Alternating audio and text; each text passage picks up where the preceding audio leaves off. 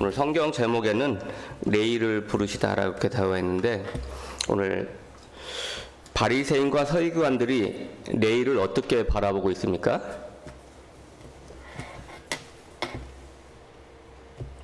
16절에 보면 죄인들과 함께 먹느라 그랬어요. 누가 죄인들과 함께 먹고 있어요? 예수님이. 그러니까 바리새인과 서기관들은 레위를 죄인으로 바라보고 있어요.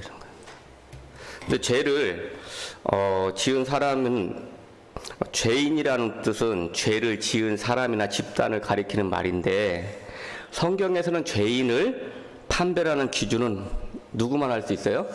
하나님만 할 수 있어요. 하나님만. 근데 오늘은 누가? 바리새인과 서기관들이 할 수 있다는 거예요. 그래서 이는 도덕적, 윤리적 죄를 범한 자를 가리키는 것이 아니라 근본적인 죄, 즉 하나님을 알지 못하는 자를 가리켜서 죄인이라고 표현한다고 성경은 말씀하고 있습니다.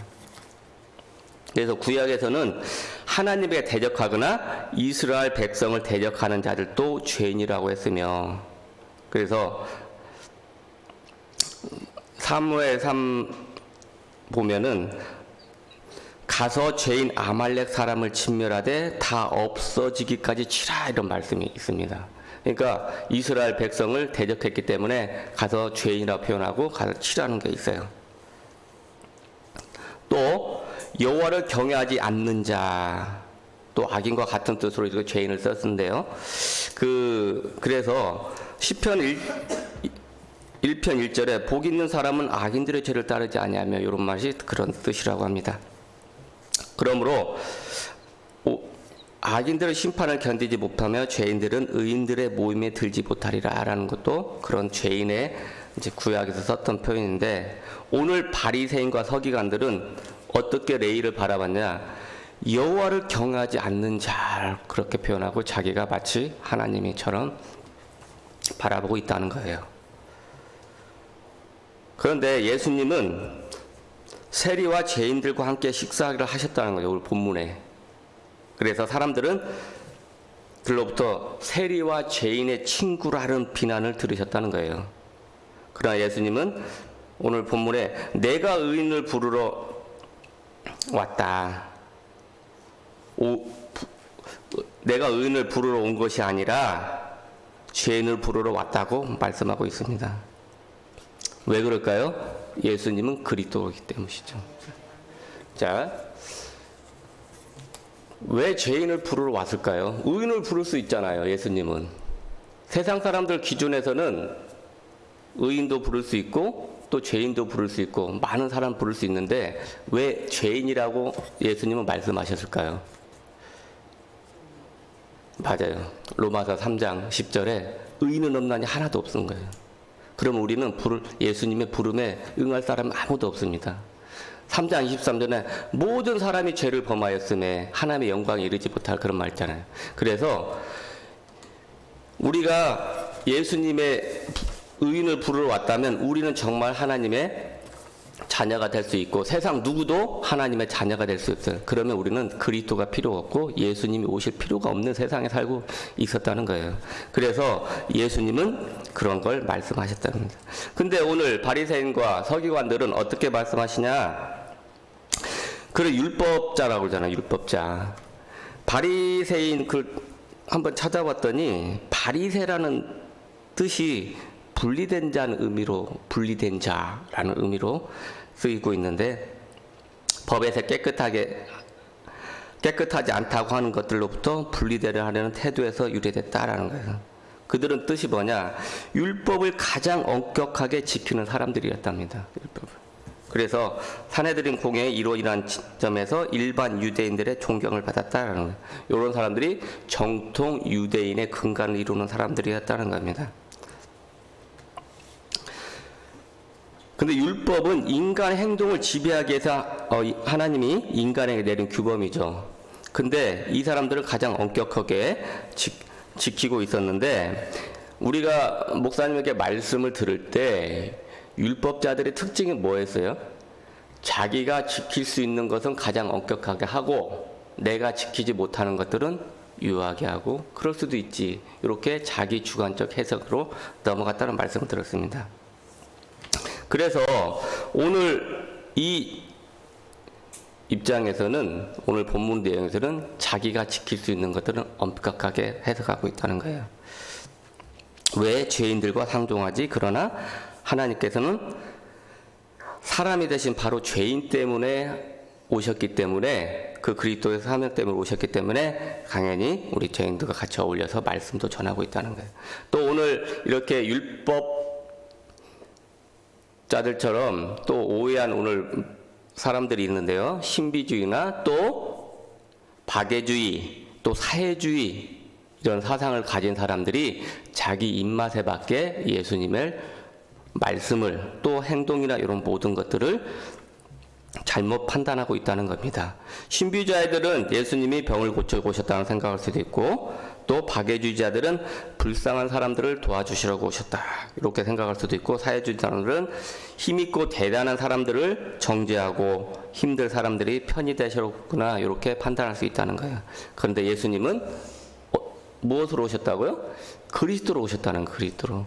이 모든 것을 각자 분야에 있는 게 아니라 모든 것을 직접적으로 오셔서 우리의 모든 문제를 해결할 수 있다는 겁니다.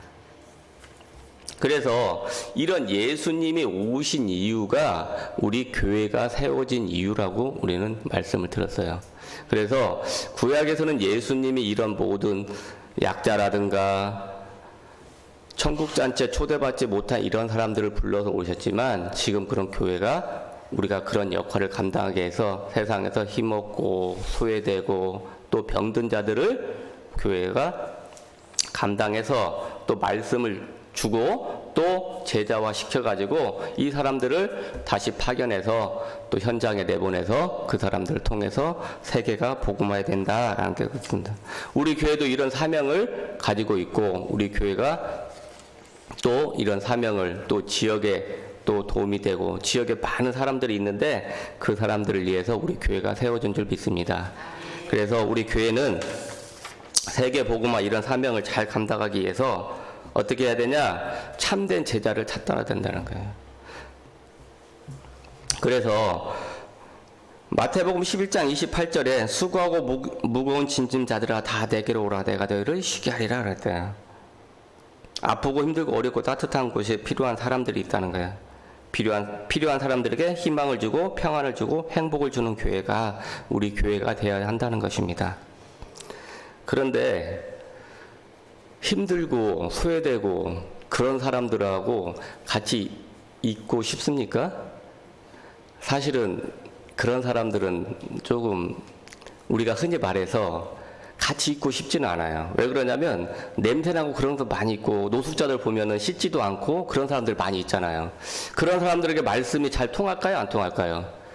잘 안 통하죠. 자기만의 세상에 가지고 있고 자기만의 편견을 가지고 있는 사람들이 하나님 말씀이 잘 들리지 않을 수도 있습니다. 근데 그거는 언제지? 우리 생각이고 우리 편견일 수도 있어요. 어제 이제 극동방송을 듣고 오는데 어제 그 6시에 그런 한 분이 하더라고요. 성탄절에 관련된 그 추억이 있으면 한 구절 올려줘라. 그 사람들 그 선물을 많이 이제 준비해 놓고 있다. 쪽에 했는데 한 분을 이제 있었는데 크리스마스 때 하면은 성탄절에 하면은 이제 선물을 받기 위해서 이렇게 이제 트리를 만들고 이렇게 계속 했다는 거예요. 그때까지 교회를 한 번도 안 나갔다는 거예요. 얘가 이제 초등학생이었는데, 근데 30 몇 년 전이라 그랬나? 20 몇 년 전이라 그랬나? 그 전에, 그러니까 어렸을 때 다 선물을 주고받고 갔다 오기 때문에 많이 기다렸다는 거예요. 근데 자기 부모님은 교회를 다니지 않아요. 근데 이제 그때 선물을 준다로 그런 얘기를 듣고 기다리고 있었다는 거예요. 기다리고 있었는데, 어느 순간 밖에서 막 이렇게 시끌벅적한 소리가 들려가지고 이제 사람들이 이제 소란이 있어서 가보니까 새벽송을 하는 사람들이 이제 와가지고 찬송을 하고 이제 새벽송을 하고 이제 그렇게 해가지고 자기도 이제 갔더니 교육생들이 선물도 주면서 내일 교회 오라고 그랬다고 하더라고요. 그래서 그때 이제 초등학생이었는데 자기 부모님하고 그 다음날 교회를 갔대요. 처음으로 교회를 갔는데 지금 20몇 년인가 30몇 년 계속 교회를 다니고 있다고 하더라고요. 그러니까 우리는 말씀을 듣는 사람들이 교회를 다닐 것 같은데 처음 그 말씀 한번 듣고 그 새벽송 때문에 그 사람이 교회를 다니기 시작했다라는 거예요. 그러니까 우리는 하나님이 그 준비하신 제자들은 어느 누구나 만날 수 있다라는 거예요. 세상 사람들은 저번에 천국잔치 봤지만은 좀 잘 사는 사람들, 밭을 살 수 있고 또 소를 살 수 있고 그런 경제적으로 또 부유한 사람들을 불러서 하는 게 더 빠를 것 같지만 예수님의 방법으로는 복음이 있냐 없느냐, 하나님 말씀을 드리지 않느냐 받아들이냐 이런 걸 판단하기 때문에 우리 기준이 아니라 오로지 하나님의 기준이라는 거예요. 그러니까 우리가 알 수 없기 때문에 만나는 사람들마다 복음을 전해야 된다는 거예요. 죄인이나 모든 그 사람들을 따라서 그런 것들을 우리 사명이기 때문에 우리가 지금 힘들고 어렵더라도 우리의 몸을 빌려서 또 목소리를 빌려서 또 우리의 모든 시간을 내서 예수님의 사명을 감당해야 되고 우리 그런 교회가 되게 해서 우리가 기도해야 할 줄 믿습니다. 기도하겠습니다.